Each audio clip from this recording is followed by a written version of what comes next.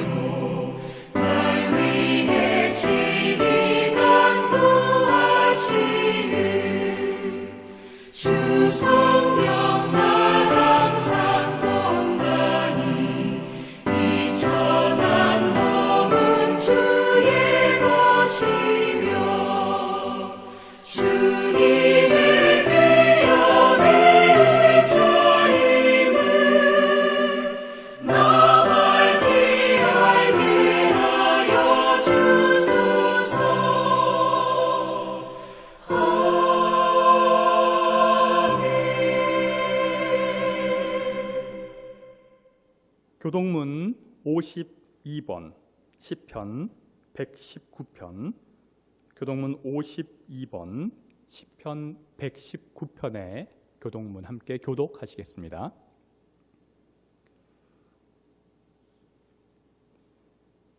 청년이 무엇으로 그의 행실을 깨끗하게 하리이까? 주의 말씀만 지킬 따름이니이다. 내가 전심으로 주를 찾았사오니 주의 계명에서 떠나지 말게 하소서. 내가 주께 범죄하지 아니하려 하여 주의 말씀을 내 마음에 두었나이다.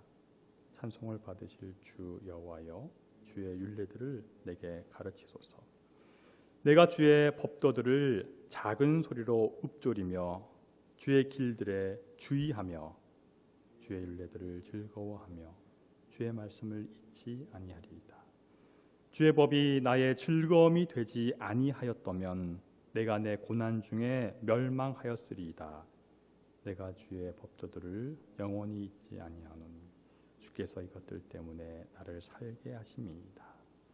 나는 주의 것이오니 나를 구원하소서. 내가 주의 법도들만을 찾았나이다. 악인들이 나를 멸하라고 엿보오나 나는 주의 증거들만을 생각하겠나이다.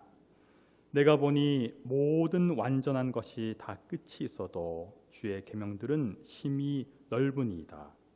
내가 주의 법을 어찌 그리 사랑하는지요. 내가 그것을 종일 작은 소리로 읊조리이다. 다 함께 참회의 기도를 드리시겠습니다. 하나님, 우리는 예수님의 제자로 살기를 원하면서도 세상에서 형성된 악한 마음을 버리지 못하고 살았습니다.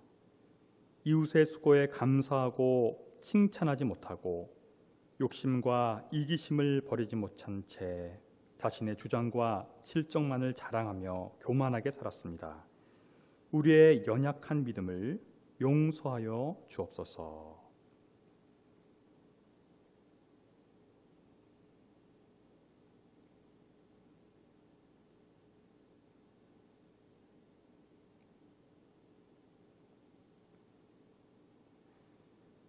전능하신 하나님께서 우리를 불쌍히 여기시어 우리 주 예수 그리스도를 통하여 모든 죄를 용서하시고 성령을 통하여 선하게 살 힘을 주십니다. 이제 주님의 평화를 누리십시오. 아멘. 함께 평화 인사를 나누는 시간입니다. 오늘도 역시 온라인을 통해서 저와 함께 또 함께 예배 드리시는 분들과 함께 평화 인사를 나누겠습니다. 주님의 평화가 함께 하십시오. 인사 나누겠습니다. 주님의 평화가 함께 하십시오. 주님의 평화가 함께 하십시오. 주님의 평화가 함께 하십시오.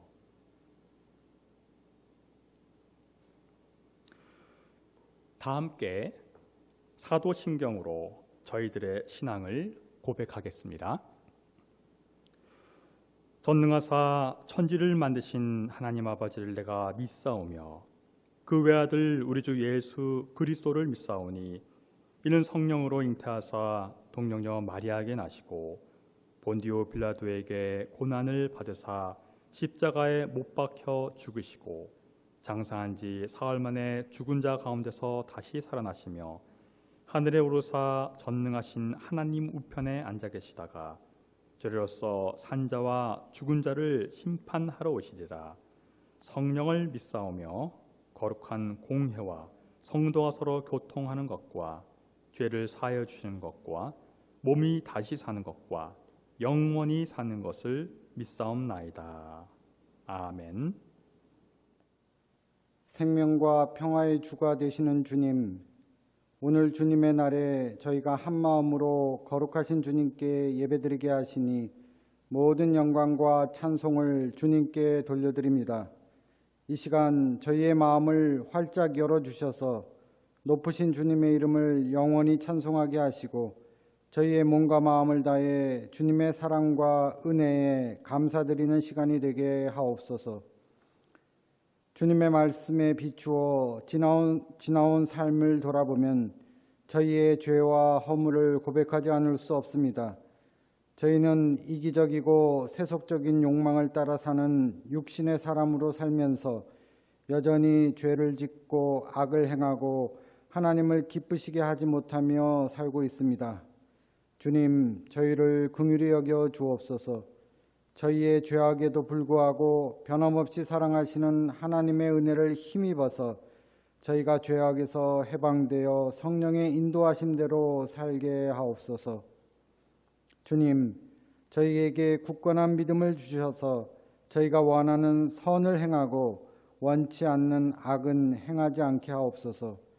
저희의 한계에 낙심하지 않고 주님의 가능성 속에서 희망을 발견하고 말씀에 순종하게 하옵소서. 저희의 연약함조차 사랑하시는 주님의 사랑을 믿고 의지함으로 새로운 삶으로 거듭나는 저희가 되게 하옵소서. 말씀을 듣기만 하고 깨닫지 못하는 믿음이 아니라 말씀을 깨달아 저희의 삶으로 주님께 영광을 돌려드리는 풍성한 열매를 맺는 삶이 되게 하여 주시옵소서. 주님, 저희를 둘러싼 상황은 여전히 어렵습니다. 코로나19로 인한 생명과 안전에 대한 두려움, 이로 인한 사회 경제적 불안, 정치적 대립은 저희의 마음을 갈등과 분열의 자리로 쉽게 휩쓸리게 합니다. 무엇이 생명이고 진리인지 잘 분간할 수 없을 때도 있습니다. 그러나 주님께서는 길이요 진리요 생명이심을 믿습니다. 저희가 부딪혀야 하는 내적이고 외적인 시련에 굴하지 않도록 주님의 성령이 저희를 생명과 평화로 인도하셔서 끝까지 믿음의 경주를 완수하는 저희가 되게 하여 주옵소서. 저희를 둘러싸고 있는 힘들고 어려운 현실들도 주님 안에서 새로운 변화를 위한 도약의 기회가 되게 하옵소서. 특별히 주님의 뜻이 있어 이곳에 세워주신 삼위 공동체를 기억하셔서 주님의 사랑을 세상에 널리 전하는 은혜의 통로가 되게 하시고 저희에게 맡겨진 사명을 끝까지 감당하는 충실한 믿음의 공동체가 되게 하옵소서. 교우들 간의 사랑과 우애로 하나가 되게 하시고 늘 기도와 격려로 서로 교제하는 감사의 공동체가 되게 하옵소서. 이 시간 성령님께서 말씀을 전하시는 목사님과 함께 하셔서 증거되는 말씀을 통해 저희가 힘을 얻고 주님의 제자로서의 삶을 용기 있게 살아가게 하옵소서. 한 마음으로 드리는 저희의 예배가 주님께 드리는 귀한 예물이 되고 저희에게는 한없는 은혜와 회복의 시간이 되기를 원합니다. 이 모든 말씀 예수 그리스도의 이름으로 기도드립니다. 아멘.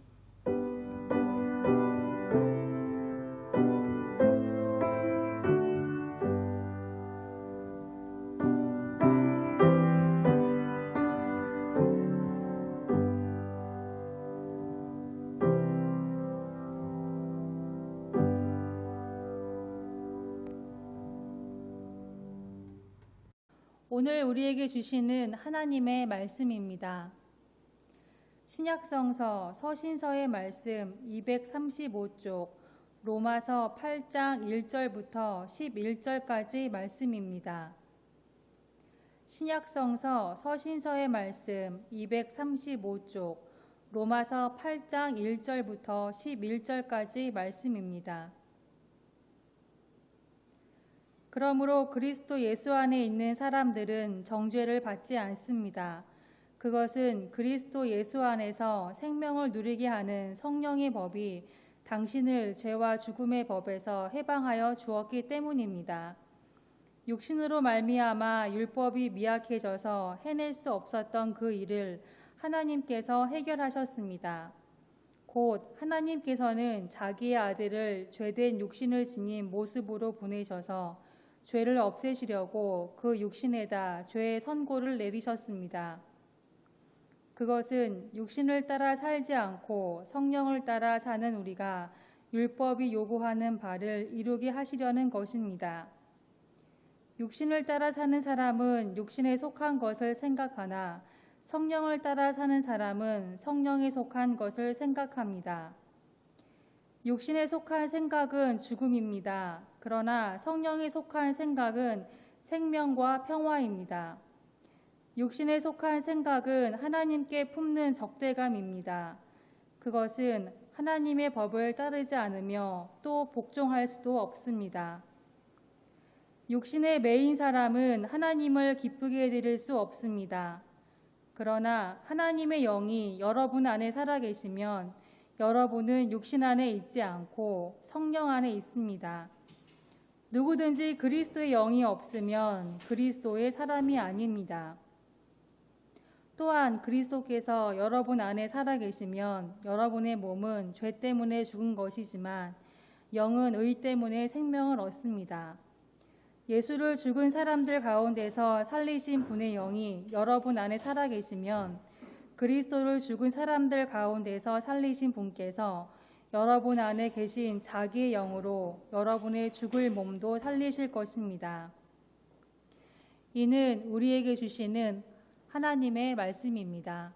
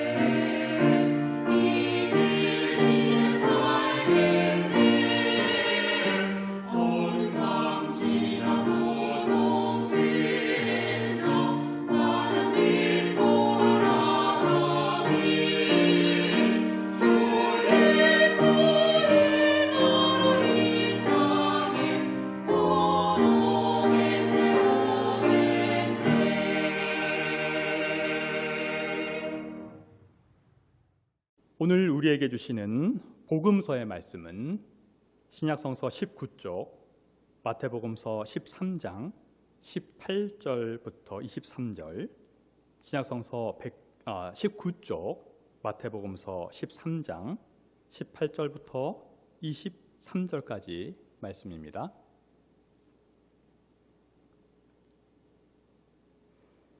너희는 이제 씨를 뿌리는 사람의 비유가 무슨 뜻을 지녔는지를 들어라. 누구든지 하늘나라를 두고 하는 말씀을 듣고서 깨닫지 못하면 악한 자가 와서 그 마음에 뿌려진 것을 빼앗아 간다. 길가에 뿌린 씨는 그런 사람을 두고 하는 말이다. 또 돌짝밭에 뿌린 씨는 이런 사람이다. 그는 말씀을 듣고 곧 기쁘게 받아들이기는 하지만 그 속에 뿌리가 없어서 오래가지 못하고 말씀 때문에 환난이나 박해가 일어나면 곧 걸려 넘어진다. 또 가시덤불 속에 뿌린 씨는 이런 사람이다. 그는 말씀을 듣기는 하지만 세상의 염려와 재물의 유혹이 말씀을 막아 열매를 맺지 못한다. 그런데 좋은 땅에 뿌린 씨는 말씀을 듣고서 깨닫는 사람을 두고 하는 말인데 이 사람이야말로 열매를 맺되 100배 혹은 60배 혹은 30배의 결실을 낸다. 이는 우리에게 주시는 주님의 말씀입니다. 오늘 저희들에게 말씀을 증언해 주실 분은 숭실대학교의 기독교학과 교수님이신 이용주 목사님이십니다. 오늘 저희들을 위해서 모순적 삶이라는 제목으로 말씀을 나눠주실 때 큰 은혜 받으시기를 바랍니다. 오늘의 본문 말씀은요. 로마서 8장 1절부터 11절까지의 말씀입니다. 이 본문은 우리를 죄와 죽음으로부터 해방시키시는 예수 그리스도의 복음에 대해 이야기하고 있습니다. 특히 1절부터 2절은 그리스도인들이 더 이상 죄와 죽음의 법칙에 짓눌려 살아가지 않도록 죄와 죽음으로부터 해방된 사람들이라고 선언하고 있습니다. 예수 그리스도 가운데 있는 사람들은 더 이상 저주 가운데 있지 않습니다. 그리스도를 믿는 사람들 안에는 생명을 주는 그리스도의 영이 자리하고 있어서 그리스도인들은 그래서 더 이상 정죄 받지 않고 죄와 죽음으로부터 해방되어 생명에게로 옮겨져 있습니다. 오늘 이 바울의 말씀은 가히 기독교 신앙과 복음의 정수다라고 이야기해도 과언은 아닙니다. 그런데 본문을 보시면 알 수 있다시피요. 오늘의 말씀은 8장 1절 제일 앞에 보시면 그러므로라는 말과 함께 시작하고 있습니다. 그러니까 이 말씀은 8장 1절과 오늘 본문 전체 내용이 독립적으로 혼자 읽혀서는 그 의미가 제대로 이해되기 힘들고 앞에 있는 8장 1절 앞에 있는 내용과 긴밀하게 연결되어서 읽어야만 그 의미를 제대로 이해할 수 있다는 걸 뜻합니다. 그럼 8장 1절 앞에서 7장에서 그럼 바울은 어떤 이야기를 하고 있느냐 한번 먼저 살펴보도록 하겠습니다. 특히 7장 24절부터 25절의 말씀이 핵심인데요. 여기에서 바울은 우리 인간의 모순적인 실존 형식에 대해서 이야기해 주고 있습니다. 제가 읽어드리겠습니다. 나는 비참한 사람입니다. 누가 이 죽음의 몸에서 나를 건져주겠습니까? 우리 주 예수 그리스도를 통하여 나를 건져주신 하나님께 감사를 드립니다. 그러니 나 자신은 마음으로는 하나님의 법을 섬기고 육신으로는 죄의 법을 섬기고 있습니다. 여기서 우리가 주목해야 될 것은요. 제일 뒤에 읽은 바로 그 내용입니다. 나는, 나 자신은 마음으로는 하나님의 법을 섬기고 있고 반면에 내 육체로는 죄의 법을 섬기고 있다는 겁니다. 지금 바울은 어떤 사람에 대해서 이야기하고 있는 걸까요? 분명히 읽다 보니까 나는 비참한 사람입니다 라고 이야기하는 것을 보니 바울은 분명 자기 자신에 대해서 이야기하고 있는 것 같습니다. 그런데 언제적 자기 자신에 대해서 이야기하는 걸까요? 예수를 믿기 이전에 자기의 모습이 이랬다라고 얘기하는 것일까요? 여러분들께서도 다 아시다시피 바울은 예수 믿는 사람들을 잡아들이는 일에 매진했던 사람이죠. 그러다 이 사람이 다메섹에 있는 그리스도인들을 잡으러 가다가 부활하신 예수님을 만나고 회심하게 되었습니다. 그 이야기들은 여러분들 다 잘 알고 계시리라 생각합니다. 지금 이야기하고 있는 이 바울은 자기 자신에 대해서 이야기하고 있는데 그때의 자기의 모습에 대해서 이야기하는 것일까요? 아닙니다. 사실 지금 바울은요. 예수를 주요 그리스도로 고백하고 난 이후에 그러니까 이미 그리스도인이 되고 난 이후에 자기 자신에 대해서 이야기하고 있습니다. 그러니까 지금 그리스도인으로서 바울은 자기 자신에 대해서 이야기하고 있는 거죠.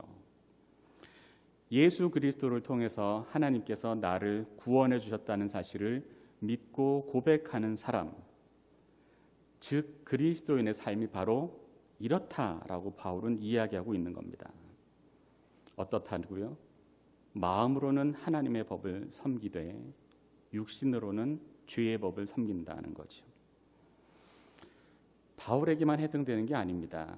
사실 이 현상은 모든 그리스도인들에게 다 똑같이 적용되는 그 이야기입니다.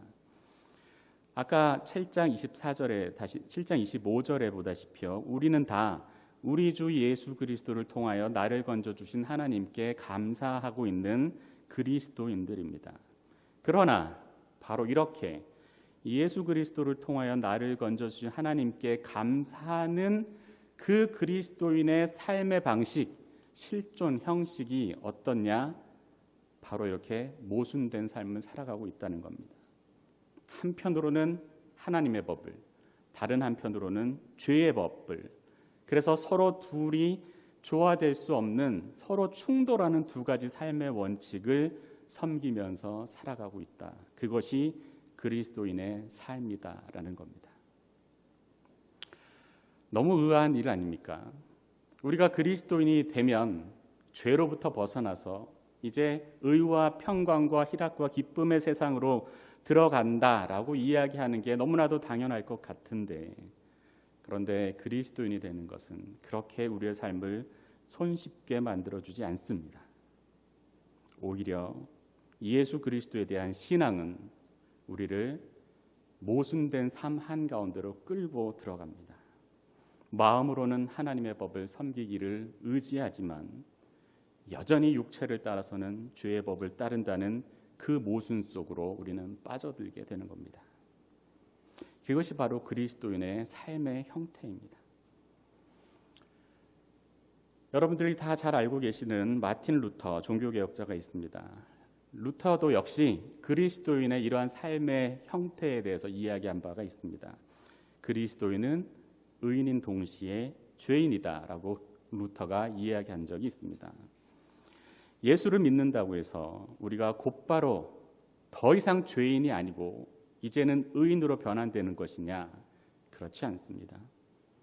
죄의 영향권 가운데 살다가 거기서부터 탈출해서 이제 완전히 죄와는 상관없는 의의 영향권 안으로 완전히 이주하는 그런 일이 발생하는가? 천만의 말씀입니다.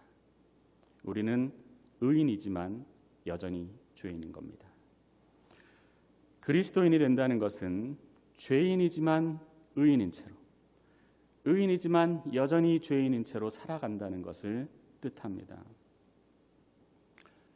그러니까 이 말은 단지 우리가 두 영역에 걸쳐서 살아가고 있다는 것 정도를 의미하는 것은 아닙니다. 그러니까 마치 이중국적자의 삶 같은 것을 뜻하느냐, 그것보다 더 심각한 사태를 지금 이 본문은 묘사해주고 있는 겁니다. 여러분, 이중국적자라고 한다면 한번 생각해 보죠. 한편으로는 한국 국적을 가지고 있고 다른 한편으로는 미국 국적을 가지고 있다고 생각해 봅시다. 자, 그런데 이 이중국적자는요, 글쎄요, 제가 생각하기에는 그 어떤 이중국적자도 그 중에 어느 하나를 버리지 못해서 몸부림치고 있는 사람은 없을 것 같습니다. 그저 그 이중국적인 채로 살아가면 되는 거죠. 거기에 반해서 그리스도인은 죄인이자 의인인데 한편으로는 하나님의 법을 추구하고자 하지만 여전히 육신에 사로잡혀서 죄 가운데 빠져 살고 있는 그 자기의 모순된 모습을 알고 그리고 그것으로부터 벗어나기 위해서 몸부림치는데, 그런데 또 역시 무엇에 대해서 알고 있느냐 하면 나는 그럴 수 없구나라는 그와 같은 자기 자신의 모순된 실존 양식 가운데 살아가고 있는 사람이 그리스도인입니다. 그래서 자기 모순은 그리스도인의 존재 양식이다라고도 얘기할 수가 있겠습니다. 우리는 다 모순에 빠진 채 살아가고 있는 거죠. 이 모순적인 삶으로부터 벗어날 수 있는 그리스도인이 있는가? 없습니다. 그런 사람은 존재하지 않는 겁니다. 바로 그렇기 때문에 그리스도인의 삶은 비참합니다. 예수 그리스도에 대한 신앙 때문에 우리는 자기 모순 가운데로 빠져들어가게 되었고, 그리고 이 모순으로부터 벗어날 수 있는 길이 없습니다. 더 큰 문제가 있는데 그것이 뭐하냐 하면 말이죠, 이 자기 모순으로부터 내가 스스로 벗어날 수 없다는 사실을 내가 인식하고 있다는 겁니다. 그래서 바울 자신이 7장 25절에서 24절부터 25절에서 이렇게 외치고 있습니다. 나는 비참한 사람입니다. 누가 이 죽음의 몸에서 나를 건져주겠습니까? 이것이 바로 우리가 살아가고 있는 형태입니다. 오늘 8장 1절에서 읽었던 그러므로 이 단어는 바로 이 그리스도인의 비참함에 대한 묘사에 뒤따라 이어져 등장하는 단어입니다. 예수를 그리스도로 믿는 나는 이렇게 비참하게 모순적인 삶을 살아가고 있다는 그 탄식에 이어서 바로 이 그러므로가 등장합니다. 그러므로 그리스도 예수 안에 있는 사람들은 정죄를 받지 않습니다. 너무나 모순적이지 않은가요? 7장 24절부터 25절의 말씀과 8장 1절의 말씀은 사실은 너무 강력하게 충돌하고 있기 때문에 사실 그러므로라는 말로 연결되기 힘든 내용인 것으로 보입니다. 7장 24절부터 25절은요. 예수 그리스도를 신앙하는 사람의 모순적인 삶에 대해서 고발하고 있습니다. 예수로 인해 우리는 우리 자신이 얼마나 모순되게 살아가고 있는지를 더욱 첨예하게 인식할 뿐만 아니라 내가 아무리 몸부림쳐도 이로부터 빠져나올 길이 없다는 것을 알기 때문에 나는 비참하게 살고 있다라고 탄식할 수밖에 없습니다. 그 이야기를 하고 난 다음에 8장 1절은 완전히 그와는 완전히 대립되는 또 다른 종류의 모순에 대해서 이야기합니다. 그러므로 즉 우리가 그토록 비참한 상태 가운데 빠져 있기 때문에 그리고 그 사실을 알고 있기 때문에 바로 그렇기 때문에 그리스도 예수 안에 있는 사람들은 정죄를 받지 않는다. 이게 도대체 무슨 말입니까? 도대체 어떻게 해서 우리는 그리스도로 인해 모순적 삶에 빠지게 되고 거기에 대해서 비통해하게 되는데 바로 도대체 어떻게 바로 그 이유로 인해서 우리는 정죄를 받지 않는다는 말일까요? 어떻게 그런 일이 일어날 수가 있을까요? 사실 오늘 본문의 말씀을 대강 읽으면요. 그러니까 주의 깊게 읽지 않고 대강 읽으면 바울은 율법과 예수, 육신과 성령, 그리고 죄와 생명을 이렇게 서로 대립적인 것으로만 제시하는 것처럼 보입니다. 7절부터 9절을 읽어보면 그런 인상을 우리에게 더 강력하게 주는데요. 한번 읽어보겠습니다. 육신에 속한 생각은 하나님께 품는 적대감입니다. 그것은 하나님의 법을 따르지 않으며 또 복종할 수도 없습니다. 육신에 매인 사람은 하나님을 기쁘게 해드릴 수 없습니다. 그러나 하나님의 영이 여러분 안에 살아계시면 여러분은 육신 안에 있지 않고 성령 안에 있습니다. 누구든지 그리스도의 영이 없으면 그리스도의 사람이 아닙니다. 이와 비슷한 종류의 말씀이 오늘 본문 전체에 이렇게 흐르고 있는데요. 그런데 이 말씀을 대강 읽으면요. 마치 바울은 이렇게 우리에게 권면하는 것 같습니다. 우리가 그렇게 모순적인 삶으로부터 빠져나오려면 육신 대신 영적인 삶을 추구하면서 살아야 한다. 이렇게 권면하는 것처럼 보이고요. 그리고 사실 이런 식의 권면은 한국 교회에서 우리가 굉장히 익숙하게 들어오던 이야기입니다. 하지만 육신 대신 영적 삶을 추구하라는 권면은 사실 아무런 도움이 되지 않습니다. 왜냐하면 바울 자신이 이미 7장 24절부터 25절에서 이로부터 벗어날 수 있는 길이 없다고 바울이 이미 고백하고 있기 때문에 그렇습니다. 육체는 우리 인간의 본질적인 구성 요소입니다. 그래서 이 육신으로부터 벗어나서 영적인 것을 추구할 수 있는 가능성, 그런 것은 애시당초 인간에게 주어져 있지 않습니다. 영적인 일에 매달린다고 해서 우리가 스스로 우리의 힘으로 이 자기 모순적인 덫으로부터 달아날 수 있는가? 그럴 수 없단 말입니다. 그럼 어떻게 해야 할까요? 이때 우리는 그리스도인들의 이 모순적인 실존의 원인이 무엇인지를 다시 복기해 볼 필요가 있습니다. 왜 우리는 이렇게 모순적인 삶을 살아가고 있습니까? 그것은 바로 그리스도 때문입니다. 그리스도에 대해서 우리가 알지 못할 때에 그때 내 삶은 단순하고 분명하고 선명했습니다. 그 안에서는요, 내가 그리스도를 알기 전에는 육체와 성령 사이에 충돌이 발생할 이유 자체가 없었습니다. 성령도 복음도 하나님의 뜻도 내가 구해야 할 필요가 없었던 거죠. 나는 오직 나의 육체가 추구하는 것을 그대로 따르기만 하면 되었습니다. 그래서 예수를 만나기 전에 우리의 삶은 심플하고 선명하고 단순했습니다. 반면 내가 그리스도에 의해 사로잡히기 시작한 바로 그 순간에 나를 용서하시는 하나님의 은총의 복음에 사로잡히는 바로 그 순간부터 우리의 삶은 첨예한 모순 가운데로 빠져들기 시작하는 겁니다. 누구 때문에요? 그리스도 때문입니다. 그리스도께서 내 안에, 내가 그리스도 안에 함께하기 시작한 그 순간부터 나는 더 이상 내 육체, 내 자아의 주인이 아닙니다. 나는 그리스도에 의해 공격받았습니다. 그리스도 안에 나타난 하나님의 사랑과 은총이 내 삶에 침투하기 시작하는 겁니다. 내가 나 자신에 대해서 모순적인 존재가 된 것은 바로 이 때문에 그렇습니다. 이렇게 내 삶이 모순적으로 느껴진다는 것은, 내가 모순적인 삶으로부터 스스로 벗어날 수 없음을 의식하는 것은 바로 이렇게 내가 그리스도 안에 나타난 하나님의 사랑에 침투당하고 말았다는 그 사실의 방증이 되는 겁니다. 그러니 내 삶의 모순을 벗어나기 위해서 나는 무엇을 해야 할까요? 영적인 일을 추구하는 것인가요? 아닙니다. 그 모순을 벗어나기 위해서 내가 해야 할 일은 나를 그 모순에 빠지게 했던 바로 그 그리스도를 다시 한번 상기하는 일입니다.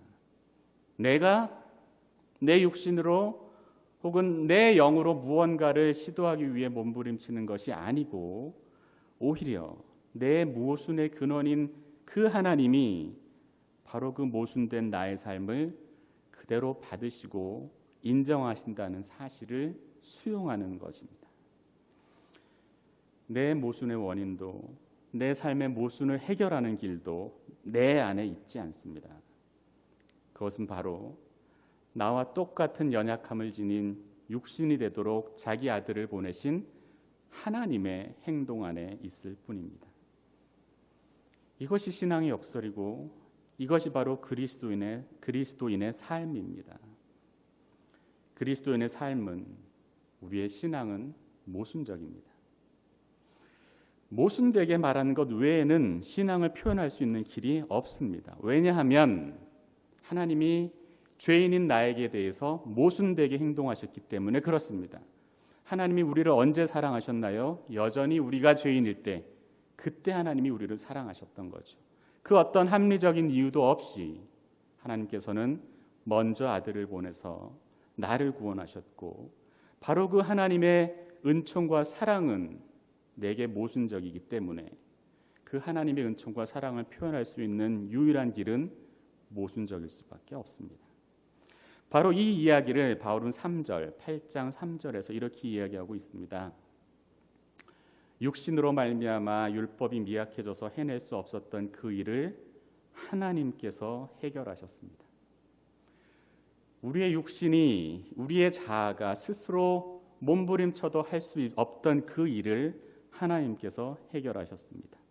곧 하나님께서는 자기 아들을 죄된 육신을 지닌 모습으로 보내셔서 죄를 없애시려고 그 육신에다가 죄의 선고를 내리셨습니다. 내가 모순 속에 빠져든 것은 바로 그리스도 때문입니다. 바로 이 그리스도 때문에 그런 거죠. 그리고 그 모순적 삶을 살아가고 있는 바로 그 내가 육신의 연약함으로 인해 할 수 없는 그 일을 하나님이 자기 아들을 나와 똑같은 육신을 지닌 모습으로 보내시고 그 죄 없는 육신에게 나의 죄를 전가시키심으로써 하나님이 나의 모순을 직접 해결하신 겁니다. 그리스도인은 어떤 사람들입니까? 그리스도인은 바로 이 하나님의 무한한 은혜의 공격 앞에 속수무책으로 무너진 사람들이 그리스도인들입니다. 역시 루터가 이렇게 이야기했습니다. 신앙은 하나님의 은총의 복음을 받아들이는 기술이다. 신앙은 하나님의 은총의 복음을 받아들이는 기술이다. 신앙은 내가 내 육체를 거부하거나 벗어나기 위해서 애쓰는 일이 아닙니다. 더 영적으로 살아가기 위해서 노력하는 일도 아닙니다. 이 세상을 벗어나서 저 하늘나라 어딘가로 이주하기 위해 쓰는 일도 신앙은 아닙니다. 혹은 더 많은 실천을 강조하는 것도 신앙의 본질은 아닌 겁니다. 이 모든 시도들 가운데에서 여전히 주어는 나의 육신이거나 혹은 나입니다. 그러나 바울에 의하면 답은 이미 정해져 있습니다. 나는 육신이 약해서 할 수가 없습니다. 그리스도인은 자기 모순을 극복할 수 있는 길은 오직 하나님의 은총에 기대는 것 외에는 없다는 것을 인정하는 사람들입니다. 내 모순이 하나님에 의해서 이미 용납되었기 때문에 나는 기꺼이 모순 가운데 살아간다고 이야기하는 사람이 그리스도인입니다. 그래서 내 삶의 주어가 내가 되지 않고 내게 은총을 베푸신 하나님이 내 삶의 주어가 되게 하는 것, 그래서 하나님에 의해서 내 모순적 삶의 해결이 이미 발생했다는 사실을 받아들이는 것, 그것이 그리스도인의 삶이 됩니다. 여러분의 삶이 모순적이라고 고백할 수 있게 되기를 바랍니다. 내 삶이 참으로 벗어날 수 없는 비참한 모순 속에 빠져 있다고 고백하는 사람은 하나님의 은혜 가운데 자신이 살아있음을 고백하는 사람이기 때문입니다. 내가 아니라 하나님이 내 생명의 근원임을 아는 사람만이 자신의 삶의 모순성을 깨달을 수 있게 됩니다. 의롭게 되었지만 여전히 죄인이며 하나님의 법을 추구하지만 그럴 수 없다는 연약함을 인정하기 시작하면 오히려 우리는 하나님이 인도하는 더 큰 생명의 지평으로 들어갈 수 있게 될 것입니다. 이 은총의 복음이 여러분의 마음밭에 뿌려져서 30배, 60배, 그리고 100배의 결실을 얻게 되기를 기원합니다. 함께 묵상기도 드리겠습니다.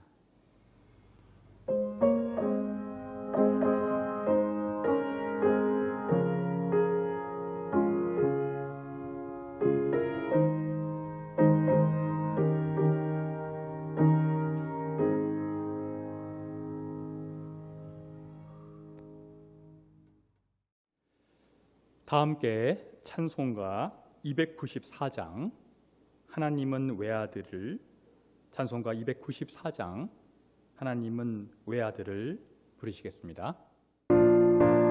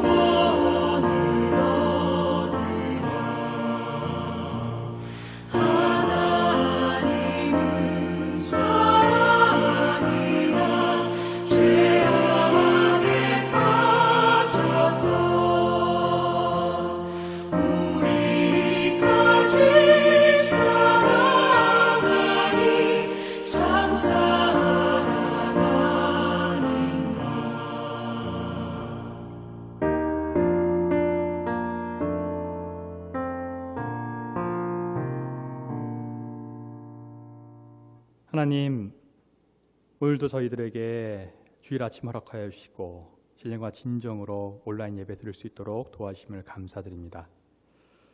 우리가 살아가는 이 인생이 참 모순적인 삶 같습니다. 하나님을 믿는다고 하지만 진정한 믿음 있는 삶을 살지 못하고 이 세상 속에 육체의 유혹에 넘어져서 여러 가지로 실험하고 고민하는 인생이 저희 인생들인 것 같습니다.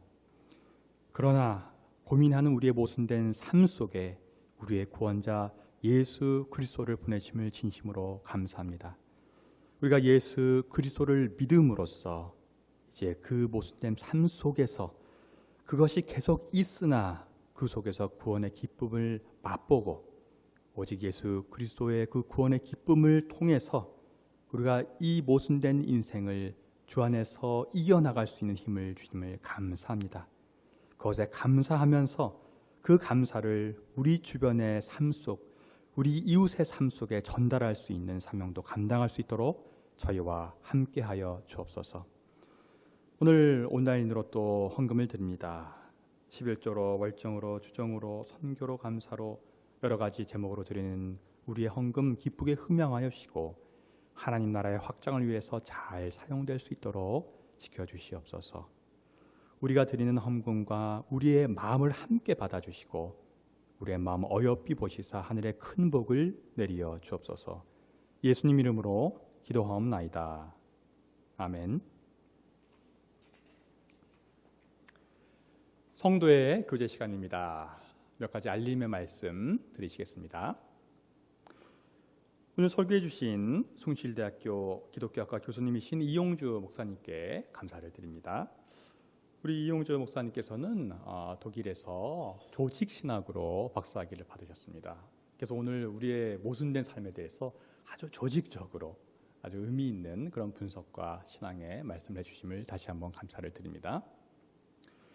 7월에 생일을 맞는 교우님들을 주님의 이름으로 축복합니다. 7월 생일자는 이렇습니다. 이경애, 김영아, 성미자, 장남희, 권영길, 김윤정, 이명옥, 손인경, 서영수, 최수원 교우님, 그리고 민하윤 어린이입니다. 7월달 생일을 맞이하신 교우님들 진심으로 환영합니다. 우리 함께 부르는 축복성 부르시겠습니다.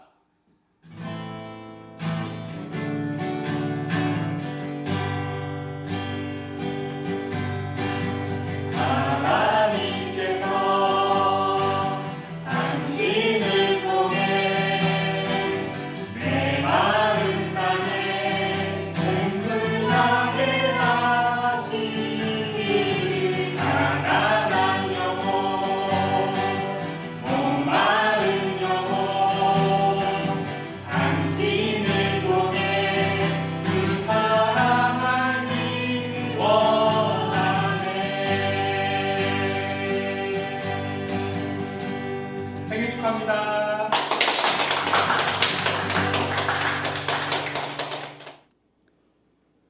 목회서신 숨과 쉼 7월호가 나왔습니다.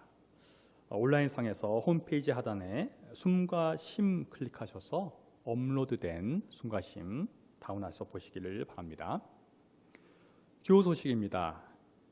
안재웅 교우님께서 사단법인 한국기독교 민주화운동 신임 이사장으로 선임되셨습니다. 귀한 직분 잘 감당하시길 바라고 진심으로 축하드립니다. 온라인으로 드리는 주일 예배 여러분 다 아시는 대로 시간 잘 지키셔서 주일 오전 11시에 다 함께 드리시기를 바랍니다. 코로나19 계속되고 있습니다. 우리 항상 하던 대로 이 코로나19 종식되도록 또 그로 인해서 어려운 이웃들을 위해서 기도하는 시간 잠시 갖도록 하겠습니다. 함께 기도합시다.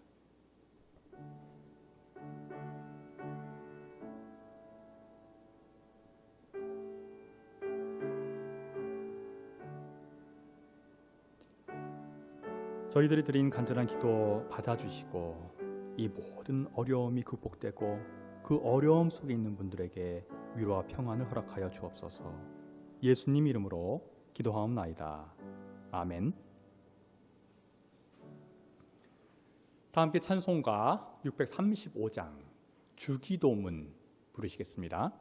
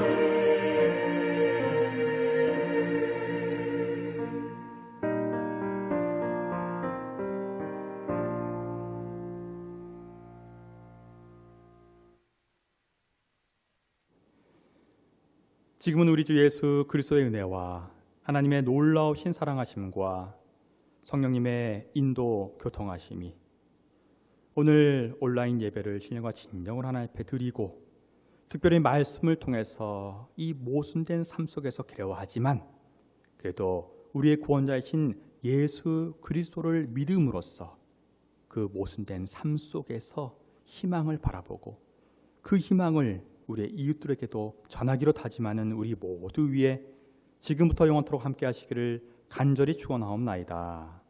아멘.